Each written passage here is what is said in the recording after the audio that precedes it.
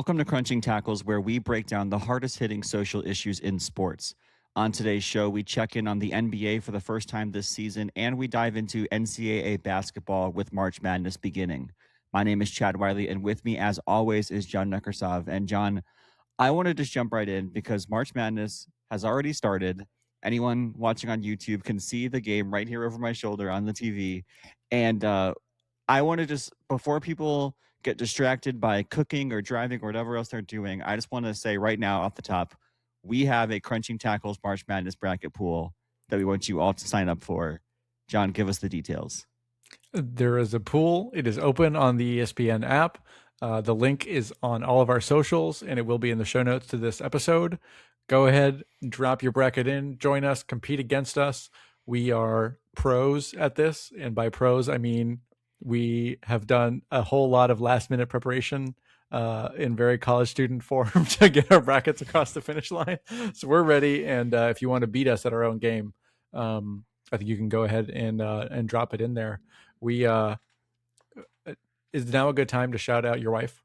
Absolutely. There's never a bad time to shout out Megan. I think we in this spirit, the Oscars obviously was on Sunday, which we'll get to in a second, and we did a little internal Crunching Tackles Oscar pool, and Megan absolutely blew us out of the water. So I want to give creds to Megan also right here at the top of the show. She did. Megan had to endure a weekend in which we watched like 3 of the like very, very like artsy international features that were nominated for the Oscars. She was a trooper. She watched all 3, and she not only won the pool, but as movies kept on coming up, she kept on being like, "Oh, I saw that one. Oh, I saw that one." Like she really I feel like she did a lot of work this year, and it paid off for her. So congrats to Megan. A huge win. She usually is like fairly good at March Madness brackets too, which is kind of frustrating, but I think she'll be in the pool. And yeah, it's like John said, you can make a bracket until Thursday morning. And so we invite everyone who listens to the show or watches the show, please join us, make a bracket. It'll be on ESPN Fantasy. And yeah, we're really excited about it. Yep. You and I need to step it up because my wife, Katie, won our March Madness bracket last year. So we are, I don't know that we have won a bracket in a while either of us. So we're going to talk about our March Madness strategies here as kind of the big story for today's episode. But you did mention the Oscars, John. The Oscars were 2 days ago on Sunday. And, you and I, we periodically discuss movies that come out. We discussed several movies that came out here in 2025. And, I thought it was a pretty fine Oscars, all things considered. Yeah, ultimately pretty expected. There was kind of a last minute race between One Battle After Another and Sinners, which kind of developed late in the game. One Battle After Another basically won like all of the pre-awards up until kind of like the last show or two ahead of the Oscars, and we started kind of like wondering, like, was a wobble on?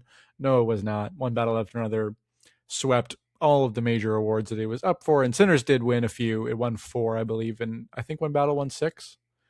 Just saying those 6 numbers off the top of my head. Mm-hmm. But Paul Thomas Anderson, who's directed classics like There Will Be Blood that haven't been recognized by the Academy before, kind of got his moment finally. I obviously have my quibbles with that film and some of the ideas presented therein, but there's no question that it was a very well created and very fun movie. And ultimately probably well deserving of its win. I'm sad that Train Dreams got no love at any point during this Oscars at all, but he was there, and that's what matters to me ultimately. It was nominated for Best Picture. They can never take that away from you. It's so true. John, one movie that I think we would have talked about had we been able to watch it last year would have been Sentimental Value, which is an excellent movie. I think we both watched it kind of right before the Oscars. It won Best International Feature, which was super exciting. I was thinking about kind of like my favorite Oscars, which was the 2024 Oscars that was recognized in the 2023 movies when Ryan Gosling performed I'm Just Ken at the Oscars. Obviously, that was the year of Oppenheimer. My eyes see Oppenheimer, quite notably. But there were also so many like small movies that were recognized in important ways. Like you and I love Anatomy of a Fall, which won adapted screenplay, or original screenplay. And you and I obviously were very impacted by The Zone of Interest, which won Best International Feature. And I Past think lives. Past Lives as well. Yeah. Train Dreams, of course, is a movie that was, you talked about, kind of small and more independent, and did get nominations.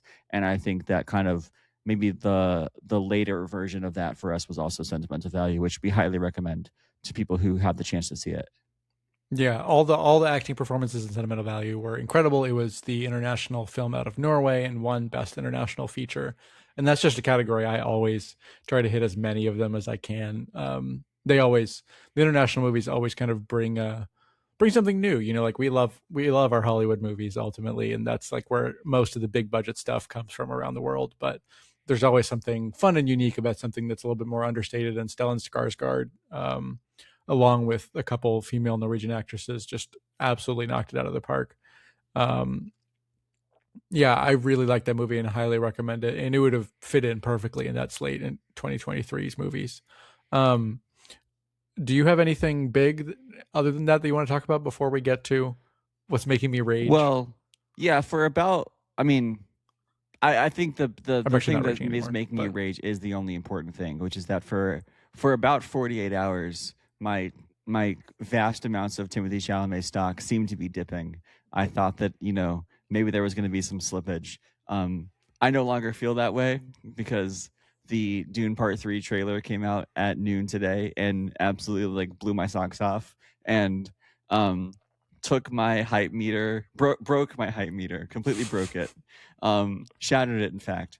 Um, I obviously think that Timothée Chalamet gave the best performance of 2025 by any, regardless of gender.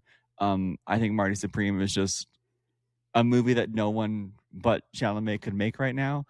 No one but Chalamet could have brought it the level of financial success that Marty Supreme made. We talked about Marty Supreme on the pod. I think it's a masterpiece. And he lost to Michael B. Jordan. I think Michael B. Jordan's performance in Sinners is good. I would have voted for Chalamet. And now that this is back-to-back years when he has kind of been one of the early front runners to win the award, and it hasn't happened for him either time. But Dune Part 3 is gonna, I think that Timmy's gonna be just fine, because he still makes great art. we move. Yeah, I mean, ultimately, I think my main thought is the Oscars are never an objective metric of what is the best. And the tough thing is that if we just look back at this year, Timmy did run a sports centric Oscars campaign, um, interacting with athletes a ton, as well as other famous celebrities and types of people. But it was he was playing an athlete. He interacted with athletes. He conducted himself quite often like an athlete, sometimes seriously and other times very clearly as part of a bit. But like, he put himself on the map in a new way this year. He broke A24's box office record with Marty Supreme basically by himself. It was barely an international release at all. Um, like, he did a phenomenal job marketing an art house movie ultimately, through star power alone, and that's a big deal. And so I think that like the Academy did not like his approach, because it wasn't particularly like humble feeling, it wasn't particularly like soft spoken, it wasn't particularly understated at all.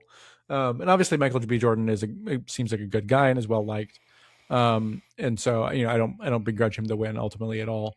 But I do think that like they were never going to give it to Timmy this year, is the reality. Like the opera and ballet stuff, most people seem to think, the indications seem to be that that happened like the day the voting closed. So most likely it didn't impact it that much, if that's true.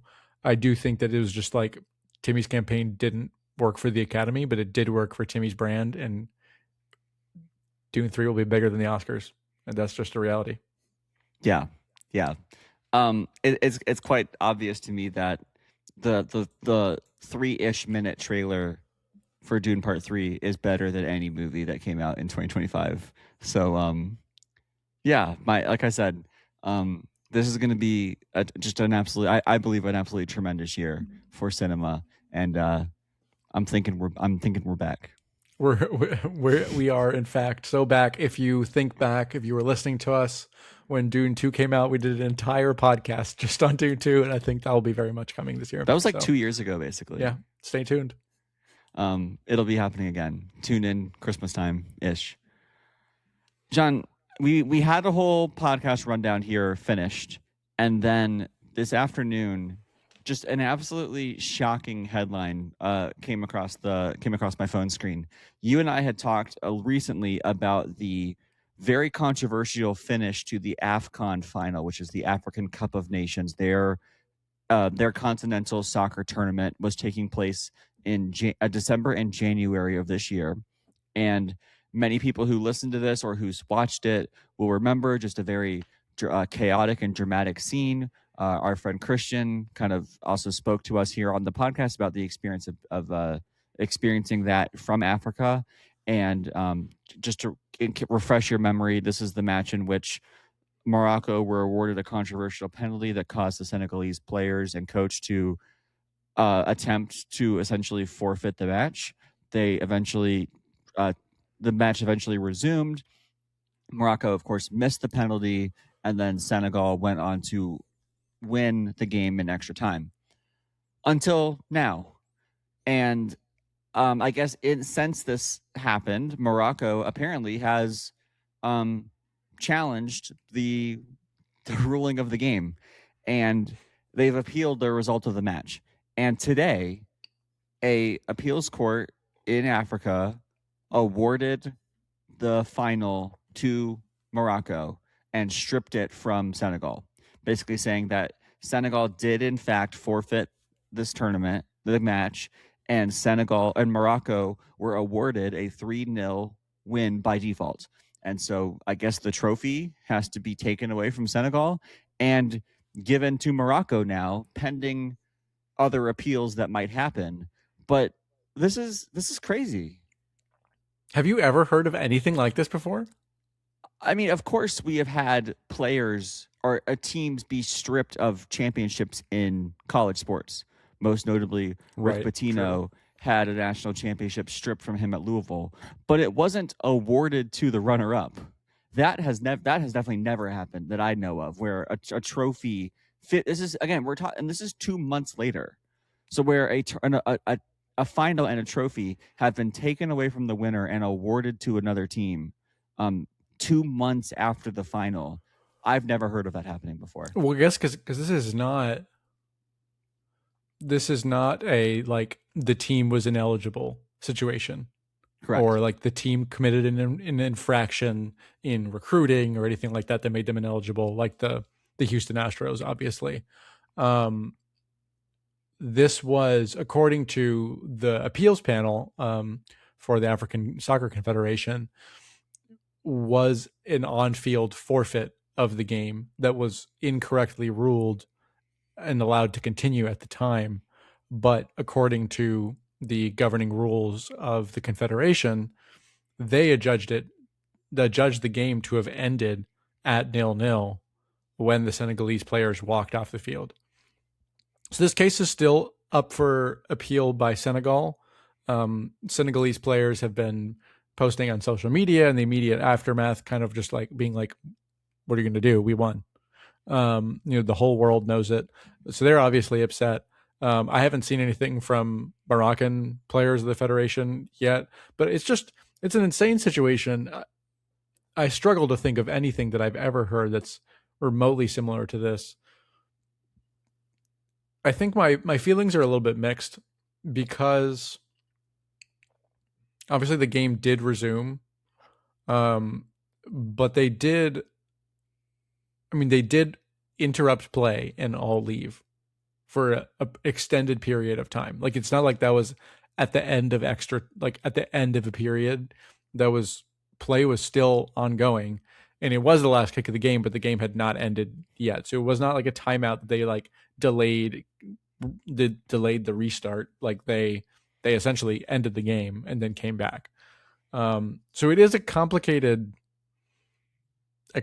situation, and I think it's probably fair in my mind to say that the game ended, but I feel like I don't know. It's just difficult. I think that the time to make that decision was then, not now. That's, I think, the strangest thing to me as I'm thinking it out in real time. Like, it seems unbelievably strange to allow play to continue and then write off that entire period of play since the referee allowed the game to continue. Like, the ref made that decision, and the ref, in my opinion, should have discretion to say, was the game finished or not? What do you think? I agree with you. I think that if the referee had declared the game a forfeit at the time when Senegal had walked off the pitch, I think that would have been the correct decision. Mm-hmm. I honestly, I think in hindsight, I'm surprised that that game was allowed to continue. Right. However, and I think kind of the point to what the Senegalese players were saying on social media today is like, at this point, we all saw the final. Like, so like they can take the trophy away from Senegal and give it to Morocco, but everyone who was alive to witness it saw what happened. We saw Brahim Diaz miss the penalty. We saw Senegal win in real time. We know that on the day, they were the better team in all things considered. And so Right. while I think the decision in a vacuum is probably correct, actually, I don't think it changes too much of the narrative, other than it makes it adds more controversy to what was already a very controversial final. But like the way that we remember that game will always be Senegal winning. Right. And so just like I mean, and it's the same thing I said in college. Like Louisville was technically stripped of that title, but everyone who watched the national championship game remembers how it went. Like you can't take that memory away from us. And so to me, to do this almost 2 months later is kind of just a semantical point.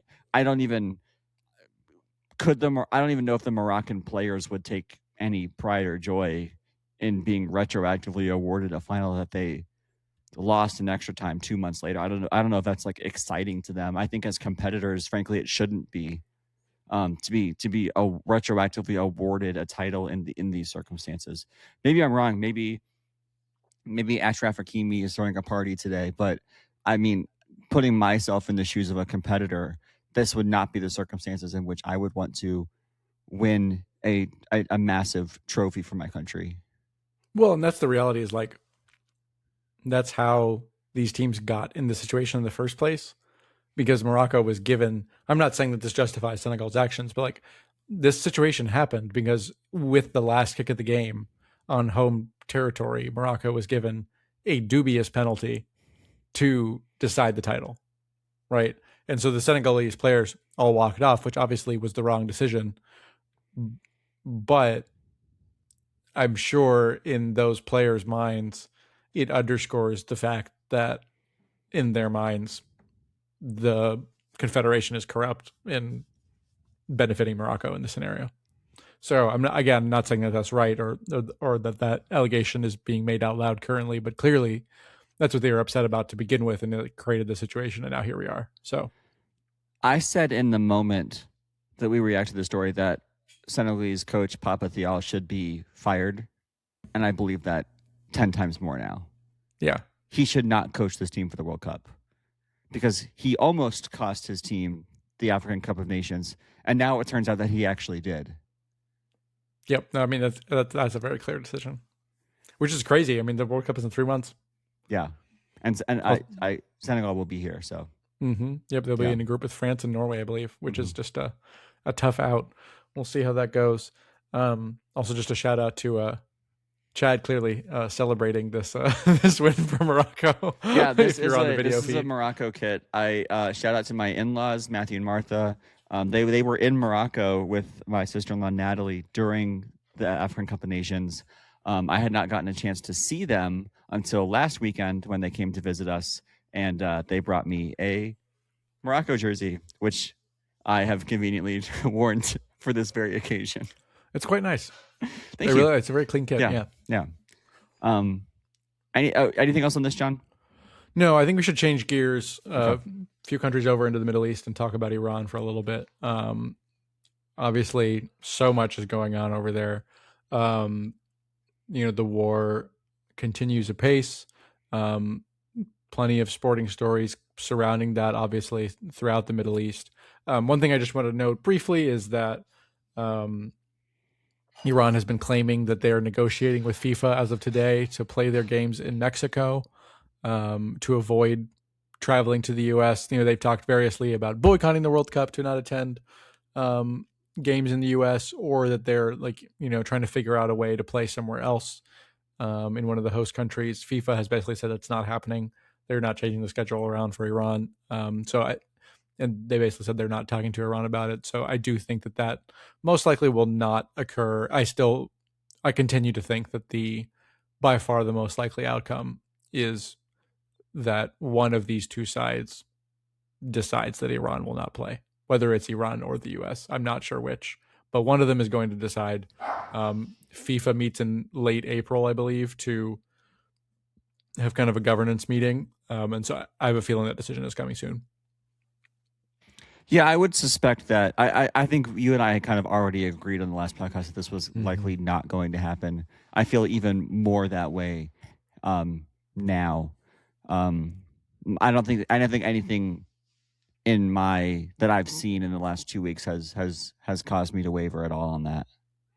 Yeah, no, I think it's almost impossible. I don't think that even if one of the sides was playing super willing, that the other side would cave in. I think it's almost a standoff, really, just waiting for one to finger point a little bit, to have a little bit of a blame game.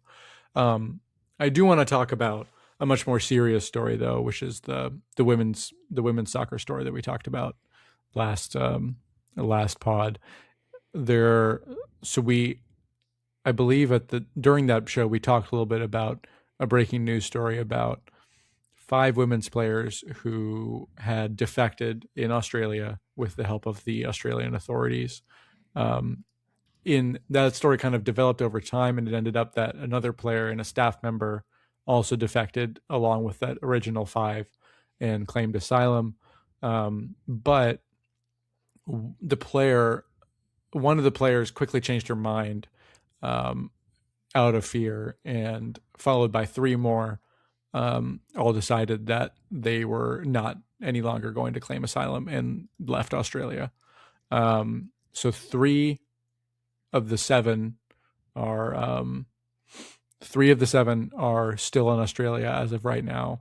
And I don't know how much you've seen about this story, but the unfortunate reality is it seems like, or we just know that the IRGC, the Iranian Revolutionary Guard Corps, who are basically the military wing of the Islamist regime that is still operating in Iran, basically, we believe, threatened the lives of these players' families, and basically said, if you don't return to Iran, we are going to harm your families and you will be in danger.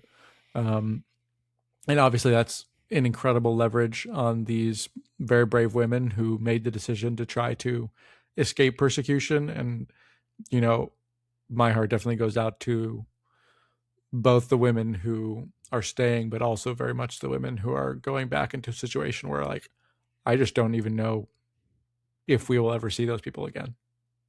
Yeah, I mean, the Iranian Revolutionary Guard is using these families as blackmail to force these athletes to return to their country, where they face certainly punishment. And is it outrageous to say possibly death?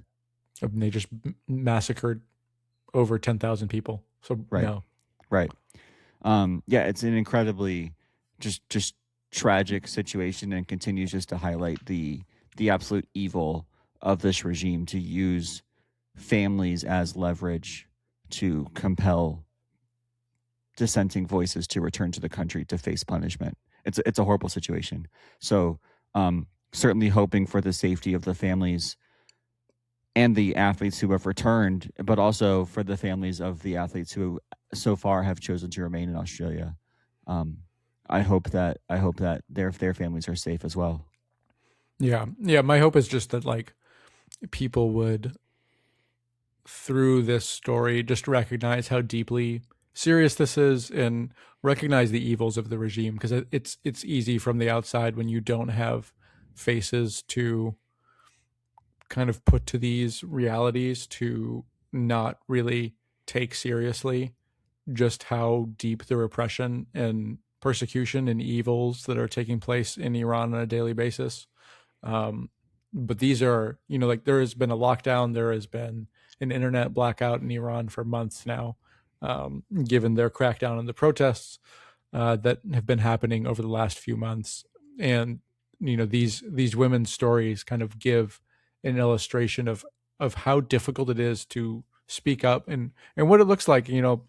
We've had people jump into the comments on our social media videos, I think fairly, talking about what does free speech look like in America, and whether our government is fairly dealing with free speech. And I would say that our administration doesn't necessarily always take a stance I agree with on free speech, but the reality is that we can speak our minds ultimately in the U.S. in terms of most boundaries and most platforms. And the reality is, like, speaking out in a country like Iran means imprisonment, it means torture, it means your family being tortured in front of you, and it means death. And that's just like, that's not something that that we should take lightly. And yeah, my heart goes out to these women. I hope that they're okay. You and I will receive, an unexpected amount of backlash whenever we talk about other countries, like China or like Iran. People who basically, like you said, kind of compare to America and say, and basically say that we're being hypocritical. And you and I have never said that America is the perfect country, and you and I have never said that America doesn't have problems. But there are differences in kind, and there are differences in degree. And even if America has some of the same kinds of issues that Iran or China have, there is no moral equivalent to the degree of those similarities. Like the extent of what happens in Iran or in China is exponentially more immoral and more severe when it comes to free speech and freedom of expression, freedom of religion, than what happens in America. And so, yes, I understand that there are issues in America. We even got criticism about this when we talked about the safety of the World Cup in Mexico compared to the safety of the World Cup in America. People trying to equate what happened in Minneapolis with the mass burning of Mexico by the cartel. And again, I agree that there are some similarities in kind with safety issues, but there's no similarity of degree. Yeah, no, I mean, I think that's very well put. And I would just say that, like, we are able to have this conversation, and the people on social media who are complaining, about what we're saying or disagreeing with us, have the ability to do that. Like, we're sitting here in the US, like, maybe I would say that it's true in other administrations as well as this one throughout our lifetime. In the US, we debate what free speech is, and sometimes we say, hey, I think the government overreached its authority here. The reality is, these people in places like Iran do not get to have a debate about free speech, because if they speak, they die. And that is a difference. That is a difference in degree for sure, but also I think a difference in kind. So yeah, and again, the women of the Iranian national team, it wasn't even their speech; it was their silence. Their protest was declining from singing the national anthem, and for that they will be punished. It's horrific. It's horrific. And our hearts and prayers go out to them for sure. Hopefully this situation ends up the best it can be, but I guess we'll keep you all posted. To stay on the topic of the Middle East here for a little bit, John, and kind of the wider conflict, I would just like to say that for the last 2 years on this podcast, I have earnestly desired to receive a text that I received from you this week. And that text said, Chad, I would like to talk about Formula One on the podcast. And this is true. Ladies and gentlemen, for the first time, I would like to present to you a John Nekrasov initiated checkered flag corner.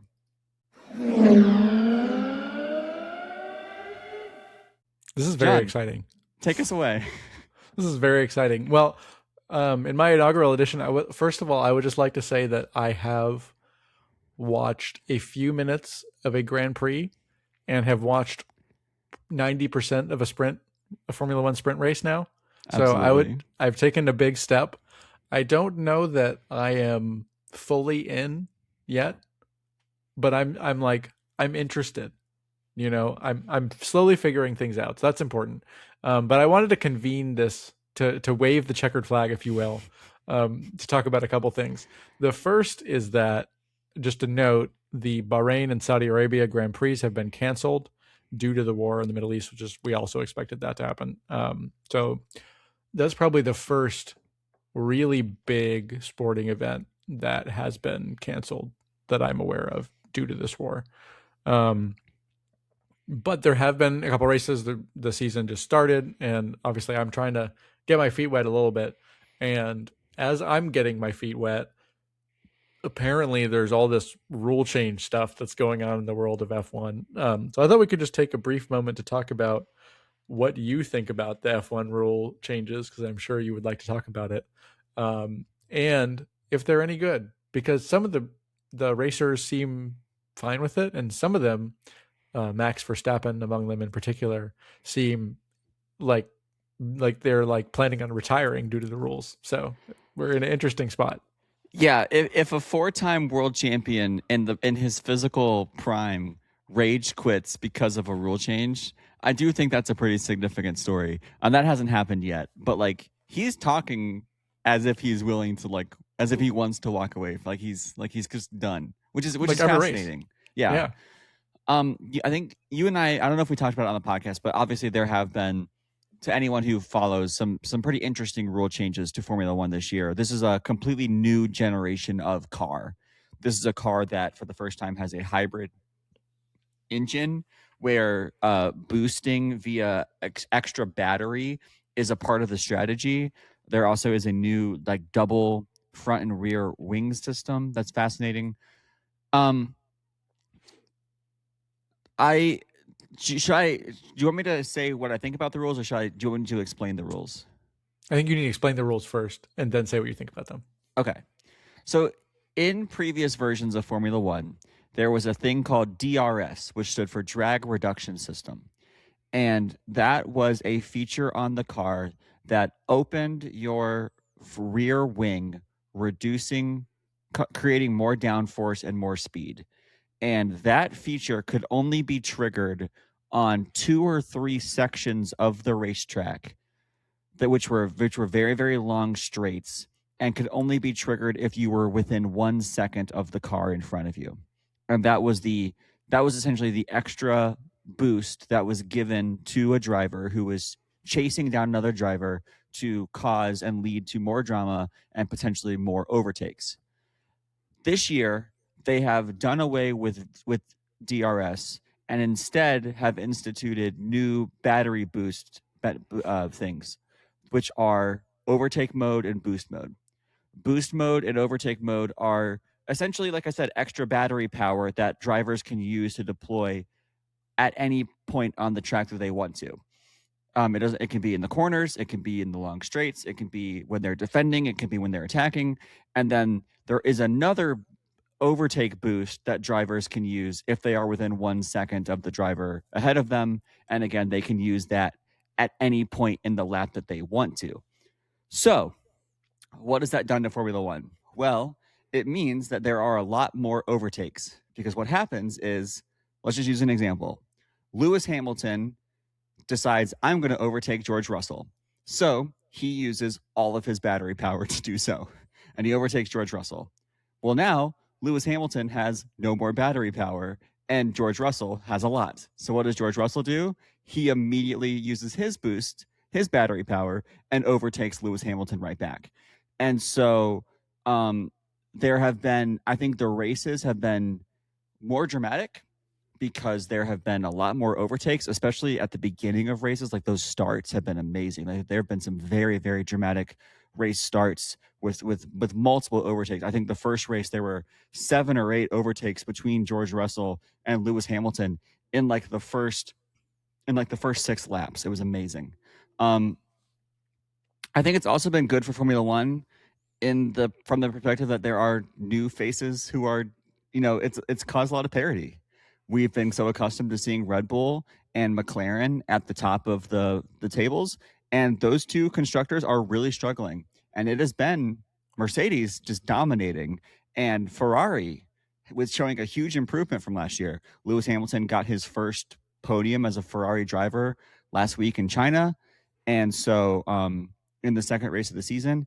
And so from a drama and from a parody perspective, I think these rule changes have been very successful. However, I understand from the driver's perspective that they feel like it is taking the skill out of driving. Max Verstappen has described it as essentially Mario Kart, where the boost is just like a power up and you use your power up and then someone else uses it on you. And I understand that. But I think that we are super early into this. And I think drivers are just going to have to learn how to incorporate these boosts and these overtakes into their strategy. And I'll be interested to see where we're at the end of the season, if anyone's opinions have changed.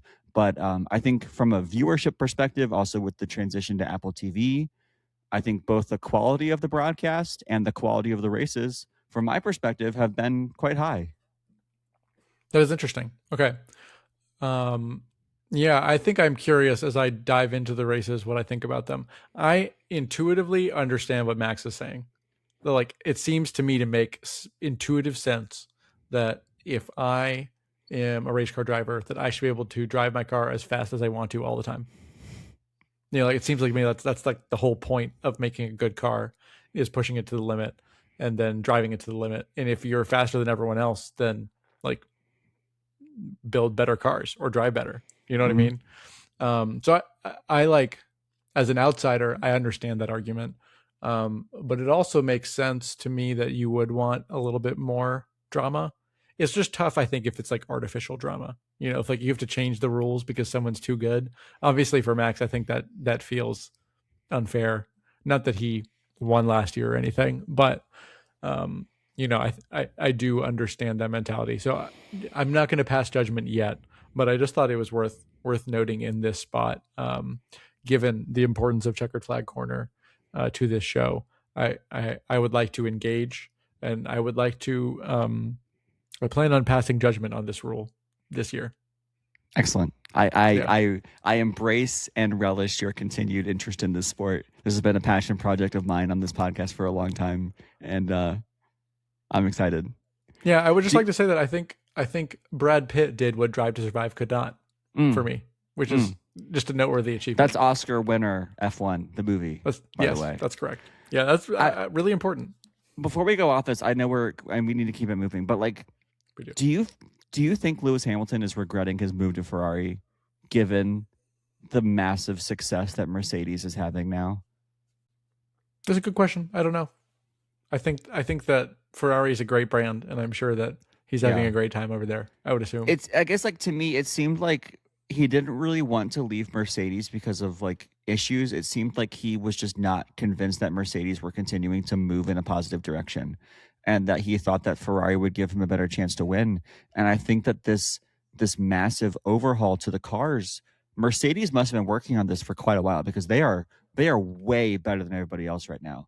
And I do wonder if that frustration at his lack of success really only got him a year, because I feel like if he had stayed one more year at Mercedes through the last year and then gotten to experience this new car, I think he would still be the number one driver at Mercedes and likely would have won both of these first two races. Yeah, it's a good question. And it'll be interesting to see, given that he podiumed, if he can kind of keep pressuring them, or if Mercedes will just be far and away the best. Yeah. All right, John, our big story today is basketball, both professional and college. And we're going to start in the NBA, where a week ago or so, maybe a little bit longer than that, Bam Adebayo, the star for the Miami Heat, became the second highest single game scorer in NBA history in a blowout win against the Washington Wizards. He surpassed Kobe Bryant, who had scored 81 points against the Toronto Raptors. Bam Adebayo scored 83 points. This is, of course, second to Wilt Chamberlain, who has scored a 100-point game. Do you have any thoughts about this? Yeah, can I raise my hand? Yeah. I thought that my understanding was that Bam Adebayo currently holds the record. No, Like, is Will he's Chamberlain's second. game official? Yes. Oh, it is. Okay, never mind. Yes. Okay. So he's second. Um, well, my take is just that this is a non-controversy. I need you to make the case for why this is a controversy, because to me, it's completely irrelevant the context of what happened for this record to exist. What do you mean it's irrelevant? It's irrelevant. He set the he set the record for second place. End of story. That's what records are. Okay. You create the circumstances for you to break a record. I got it. I think that this was immediately understood by all basketball minds to be a somewhat fraudulent record. The Guardians. How can it be fraudulent? He scored. He scored 83 points. The Guardians' analysis of this was in their headline. They said they wondered if this was stat padding. I saw CBS basically being like, people should stop getting mad about how many free throws, like preempting the criticisms that Bam Adebayo was going to get for this performance. And let me be clear. Bam Adebayo should try to score as many points as he wants to score. Yes, he should. But I do not have to believe that that was the second best scoring performance in NBA history. But that's a different argument. I don't even think it's like top 10, top 15. I found that to be a thoroughly fraudulent 83 points. And in the personal record book of Chad Wiley, like that was like watching that game, that was like a 60-point game. That was not an 83-point game. Okay. And so like I think 40 years from now, when like my grandchildren or my children are being like, are looking at the NBA stat books and see Bam Adebayo's name and don't know the context of the game, they will accept that he is the second highest scorer in a single game in NBA history. But to anyone who watched that game, we know that that was not real. It was technically real, but the spirit of it was not real. I mean, it was objectively real and technically real. Bam Adebayo, sorry? I mean, I would just like to say that, like, I hear you that in spirit, maybe it's not the second most impressive performance of all time. It's not even close. That's super fair. But the record stands, and that's ultimately what matters in the record book. Like, it's not a fraudulent points total. He scored. I'm sure the other team didn't want him to set the point scoring record against them. In when I write the record book, it will have an asterisk on it. But it's a completely valid athletic achievement. Like, there's nothing invalid about it. The only thing that happened was that his teammates set him up to score more instead of them scoring. No, the referees set him up to score more instead of him scoring. So you're alleging that the NBA referees conspired to let Bam Adebayo set the points record. What I'm saying is that in this game, Bam Adebayo attempted the most free throws in NBA history. I just believe that if you give Luka Doncic 43 free throw attempts plus a full game of basketball, he will score 120 points. Like, great. I would like to see it. I think you are so caught up in the technicality of, like, no one is disputing that the record is valid. You said it's fraudulent. It is fraudulent spiritually. Like, it is fraudulent in the sense that, like, usually a record is a numerical marker of a moment, right? Like, sure. And to me, it is a fraudulent moment. Just to put, Bam Adebayo shot under 50% from the field on 43 field goal attempts, and he took 43 free throws. He shot a dismal 7 for 22 from 3. To compare, when Kobe Bryant scored 81 points, he shot 60% from the field, made 7 of 13 threes, not 7 for 22, 7 from 13, and he only attempted 20 free throws. 2 years ago, Luka Doncic scored 73 points for the Dallas Mavericks. He went 75% from the field. He shot 25 of 33. He went 8 for 13 from 3 and attempted 16 free throws. And somehow he only scored 10 points less than Bam. Like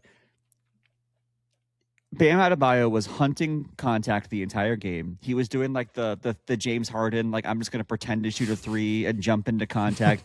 His coach was challenging a charge call in the fourth quarter up by 30 points just so that Bam could get 2 extra free throws. Like, to me, all of this was very artificial. It was very fake.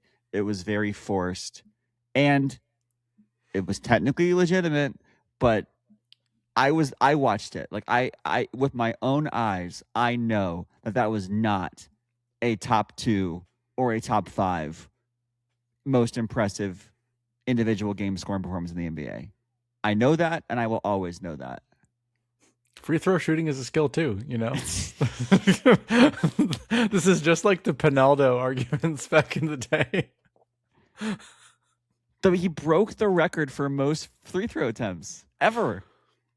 And he probably made more free throws than anyone's ever attempted. Probably. Free points. They're called free. All I'm saying is, I hear you, and I think spiritually fraudulent is something that I want to consider more in sporting context, just generally. But ultimately, like for example, both of Kevin Durant's NBA titles are spiritually fraudulent. He joined the statistically greatest off team of all time, and then won back-to-back championships. Those were both fraudulent championships. I think spiritually fraudulent is a very real sports thing. Are all Warriors titles fraudulent spiritually? No, of course not. But rather than compete, Kevin Durant capitulated to the dominance of the Warriors, joined them, and became the most dominant team in history. Doesn't that invalidate every LA Dodgers win? No, of course not. Why not? I need you to make this consistent.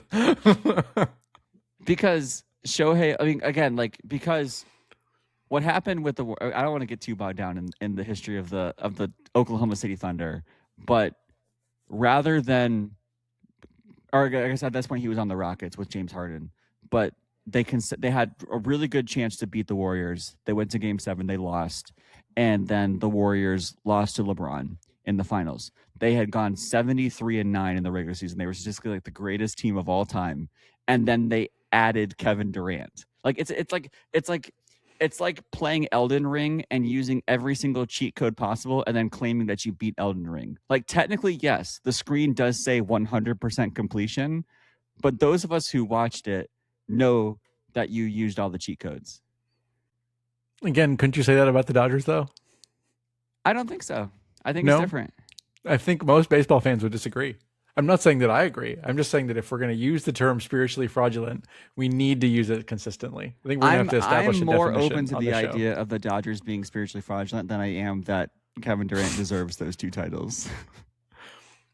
On the scale of Bam Adebayo to Kevin Durant, where does the Los Angeles Dodgers spiritual fraudulence rate?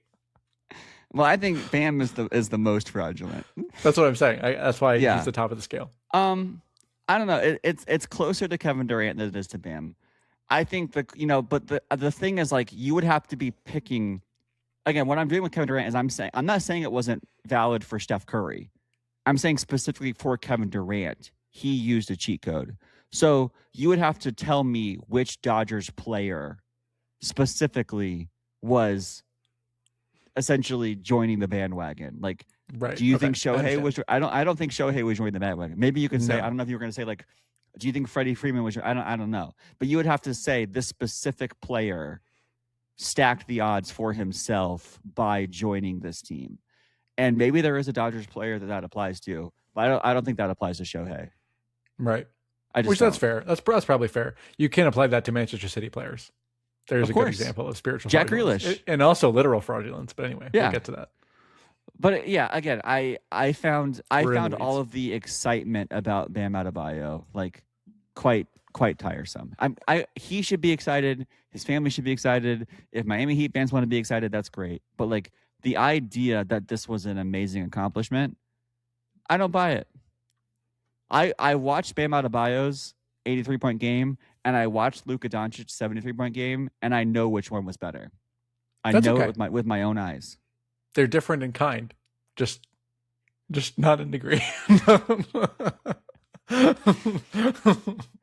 I had to get that off my chest. That's so funny. Well, I appreciate you sharing your thoughts. Um, Unfortunately, Bam Adebayo will still be at the top of the record books with Wilt Chamberlain when this conversation is over. It's crazy. It's crazy. Do we want to talk about the Atlanta Hawks briefly? Do you want to give us the backstory on this one? Yeah, really quickly. The Atlanta Hawks announced a while ago they would be doing a promotional night with the famous Atlanta strip club Magic City. This was the 30th anniversary, I guess, of Magic City's existence, and they decided they were going to do a promotional event at a Hawks game with rapper T.I. performing, with some of the food items from Magic City being used as as arena concessions, and with some merchandise. The game actually was supposed to happen yesterday. However, Spurs player Luke Cornett wrote a blog post on Medium saying that he thought it would be a bad look for the league if this event happened. He basically said that there would be that this raised concerns about the objectification and mistreatment of women associated with strip clubs. A few other NBA players like Al Horford supported Cornett's position on social media, while many other athletes like current and former players like Amon Shumpert and Draymond Green disagreed with Luke Cornett. I think Luke Cornett's blog post was the first time that this story really hit the mainstream and became a talking point. And in the wake of multiple days of endless sports talk show debates about this subject, the NBA and Commissioner Adam Silver decided to cancel this event, citing that they heard significant concern from a broad array of league partners. And so they canceled the event. They informed the Hawks that this event would not be going forward. So the game happened yesterday. There was no formal promotion with Magic City, although it was noted by Fox Sports that there was a lot of just generic, or like, I'm not looking for the word generic. I'm looking for the word grassroots. A lot of grassroots Magic City merch at the game. I don't know if you have any initial reaction to this. I obviously personally agree with Luke Cornett. And I think that some of the arguments in support of this event were really interesting. On one end of the spectrum, you have Charlemagne the God on the Breakfast Club saying, well, it's not just a strip club because their wings are actually really good. Which, okay, sure. And then on the other hand, you have, like, he's like, people are actually coming for the food. And then on the other hand, you have Draymond Green, who I think, basically made the point of, like, the men who would go to Magic City are consenting adults, and the women who perform at Magic City are consenting adults. And all of that is true. And I don't think Luke Cornett was arguing for the federal shutting down of strip clubs. But an 8-year-old boy going to a basketball game is not consenting to be promoted by Magic City. That's the difference. It's not that Magic City should not exist or that NBA players can't go to Magic City. It's that the league image does not need to be promoting Magic City or strip clubs to their demographic, which includes children. It's really that simple to me. Yep. End of story. Genuinely, to me, this is yet again a complete non-issue. I think it's incredibly unsurprising that Draymond Green was attaching himself to the anti-argument here. That's just, I have thoughts about Draymond Green, and I just think he's a terrible person. To be quite honest, I'm just going to go out there and say that. Cool. For a lot of reasons, but one of the, obviously, I'm not going to come out and advocate for the federal shutdown of this facility either. But I do think that the children argument is just incredibly clear, and I don't think that those kind of connections to sporting events where children are, or the general public are, but particularly ones with where children can attend, is helpful or permissible at all. So to me, it's kind of obviously, like, I think the discourse has been funny in various ways, and the various defenses that people have tried to give for why it should happen and is not a big deal have entertained me. But ultimately, my moral stance here is pretty just baseline solid, and I'm good for the league for taking a step out. Yeah, I completely agree with you. To me, it's shocking that the Atlanta Hawks even thought that this was going to fly. It's like, so funny. Like, have what you were they ever thinking? heard of a major sporting event being in sponsorship with adult entertainment? Like, No, that just can't happen, right? Like, that's just this NBA game is brought to you by OnlyFans. There are just a million reasons why that's never going to happen, and they're all good reasons. Yep. And the simplest one is the sports have a huge following among minors. Right. Yeah. It's just end of story. Okay. Good. I'm glad we agree. We disagree on BAM, but we agree on Magic City. So 50-50. John, March Madness is here. And hopefully, as people have been listening to us for the last 55 minutes, they have already filled out their brackets and joined our group. And if you have, thank you. And if not, we're going to talk a little bit about the process of how we go about making our brackets. But before we do that, John, do you have any initial thoughts about this college basketball season and or this upcoming March Madness tournament? I feel a little bad, to be honest. And I think I feel bad because I always follow along with Liberty basketball season to at least a degree. I don't have the channels. I don't have the channels to watch Liberty basketball. So I kind of follow from afar. And always hope that we make the tournament. And we did not, because we crashed out in the first round of the Conference USA tournament to Missouri State, which is just a rough situation for the old alumnus program. But that being said, I don't know. College basketball has, other than March Madness, which I follow unbelievably avidly, college basketball has like kind of slipped down my hierarchy of sports over the last few years. And it's felt like that's been something that has been true for both of us to at least a degree.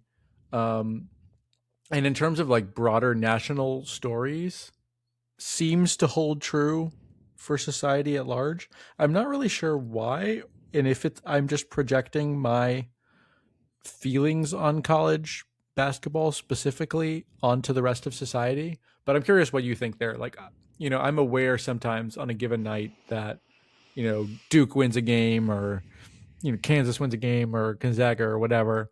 But I don't feel like I have a super strong sense of the ebb and flow of this year's college basketball season. Obviously, I've done a little bit of homework ahead of this show, but that was catch up work for me. It wasn't work that I've been like doing consistently because I'm super fascinated by what's going on, which isn't true with like the NBA playoffs in particular for me. So I don't know. Where are you at in your relationship with college basketball right now?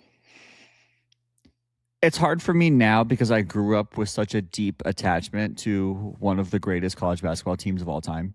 Right. And I had a deep attachment to their coach and their players, and to rival coaches and to rival players. And for me, I'll just speak for myself. Two things have happened. Number one, those coaches have departed, right? I've talked about this many times on this podcast.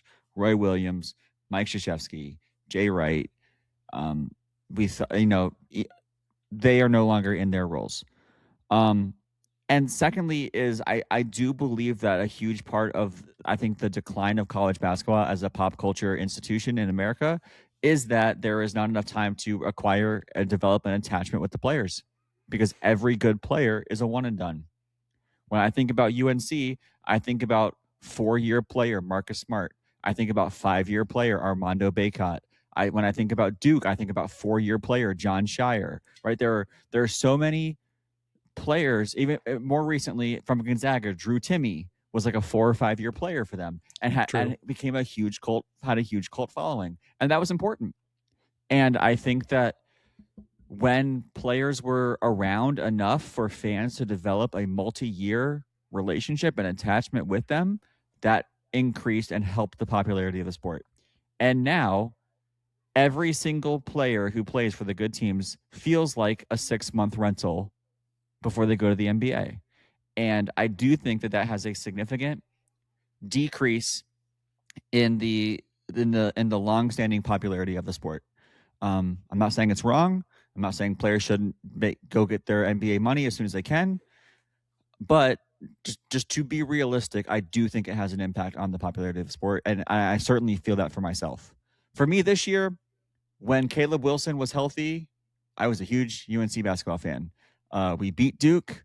That was one of the best nights of my year. I walked out of Zootopia 2, and Duke UNC had like 5 minutes left in the game. I watched it while Megan drove in the car, and we won on a almost buzzer beater 3, and it was absolutely electric. And I made fun of every Duke fan at church the next day. Then Caleb Wilson broke his hand and is out for the season, and like we got blown out by Duke, and then we lost in our first game of the ACC tournament, and like I don't believe that the team's going to do well. That obviously deflates a lot of my personal interest in this season. But like when UNC's good, I'm still there. But in terms of like it's hard to have any pulse of like who are the national faces of college basketball when the national faces of college basketball are changing every single year. That is interesting. And I think it's interesting to me because when we talk about NIL, there's a pull for some players to stay longer.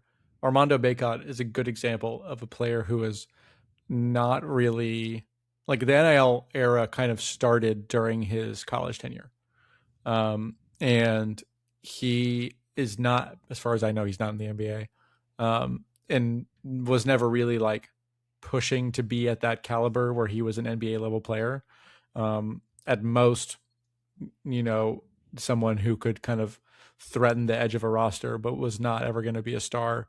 And so he stuck around in college. And, there are players who are like that, who are sticking around. But the minute you have someone who's a real talent, who could actually get things done and win a college championship, they go really fast. And that's just true. And I think coming into the show, I was thinking about the NIL side of things and the transfer portal and things moving around and the lack of connection with players. But I think you're right that like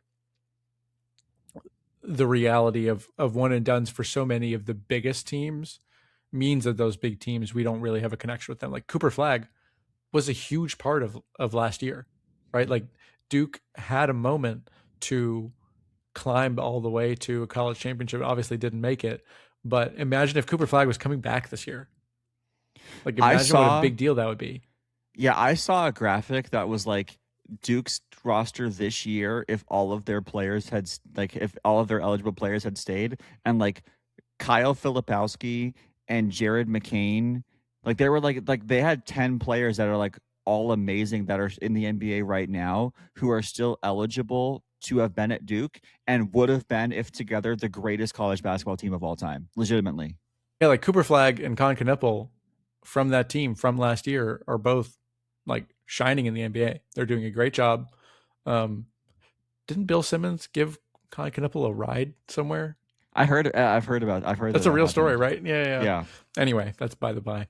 But it's super remarkable how many unbelievably talented players have just gone the way of the NBA and are doing great things. But I think you're right that it erases longevity. So yeah, I've been reading up. I think it seems like all the 1 seeds plus potentially Michigan State, Houston, maybe Purdue. Like there are teams that have put together some pretty consistent runs. St. John's has got the edge over UConn towards the end of the season and could make a run. Last year's Rick Pitino, John Calipari matchup is something that I would just love to see a rematch of, but I doubt it's going to happen. But there are still big names, there are still big storylines coming into this. But what I've found myself needing to do is figure out how to put together a bracket based all on retroactive homework, which is just an interesting assignment. Yeah, I don't want to like talk about my bracket because I hope people make their own bracket, and I would like to beat you all, so I'm not going to share my secrets.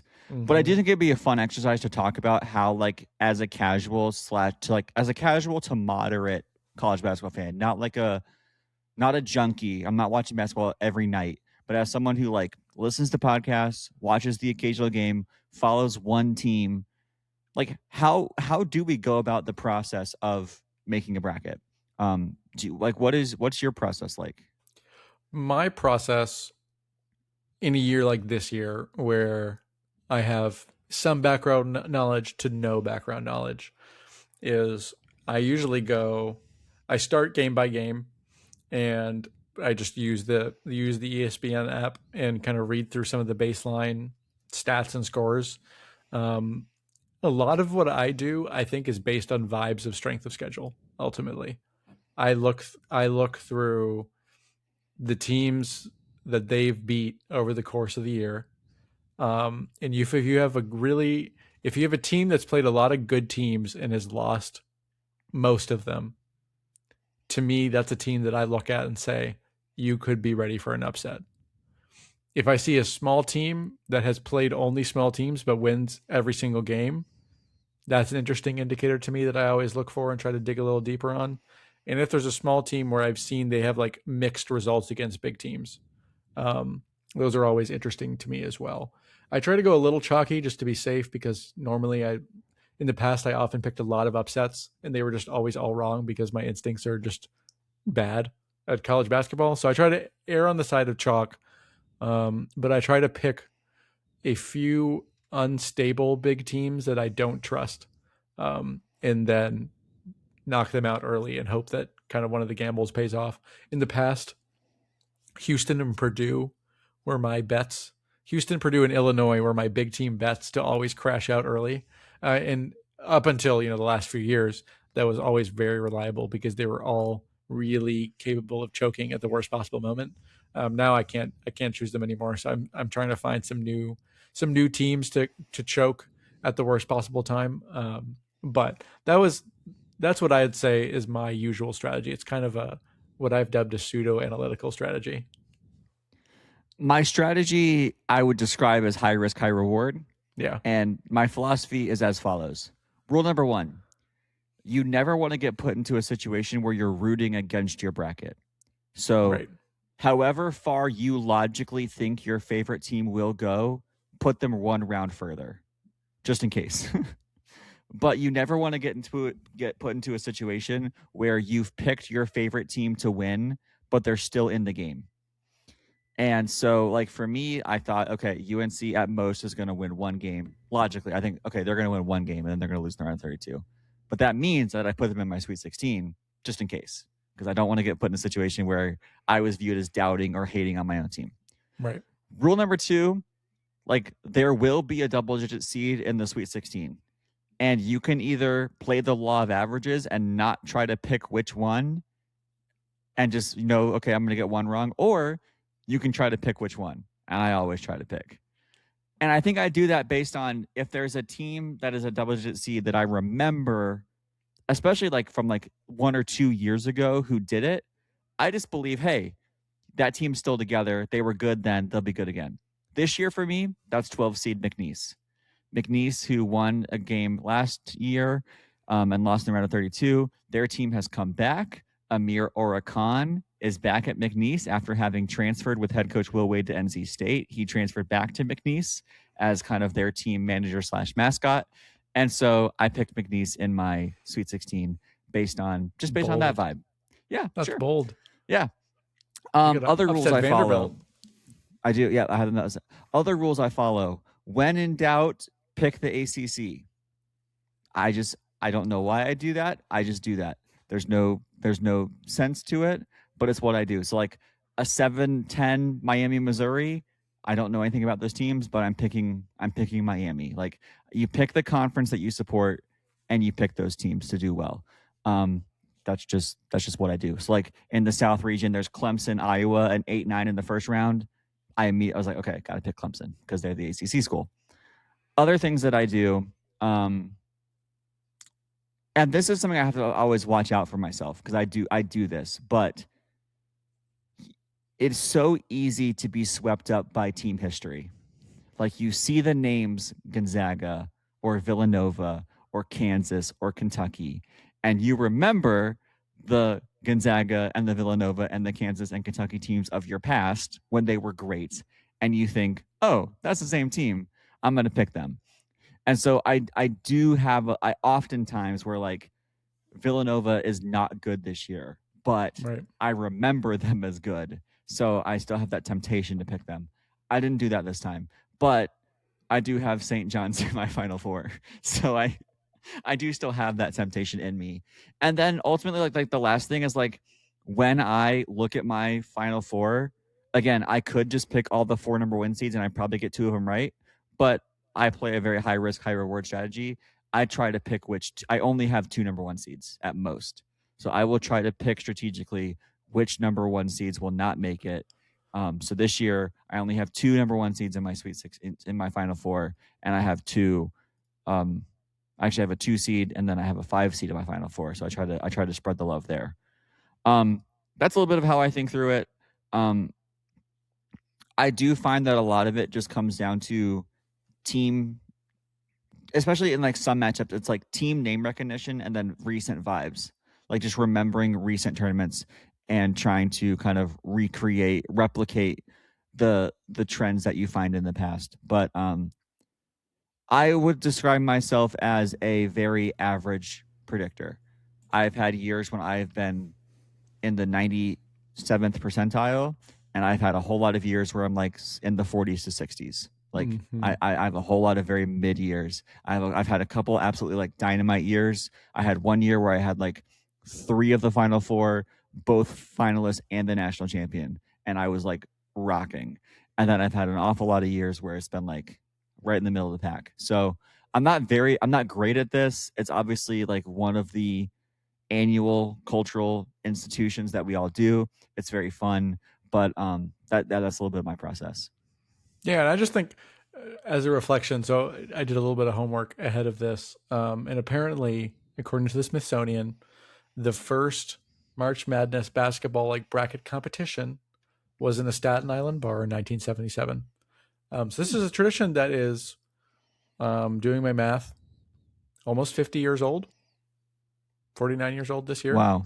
Which is not that long, to be honest. It's kind of funny. Like, obviously, it's been around for a while, but at the same time, 50 years for something like March Madness bracket, like, it feels like that's just like March Madness is the bracket to America. Yeah. So I don't know. I think that's an interesting little fun fact there. I think I was just reflecting on how,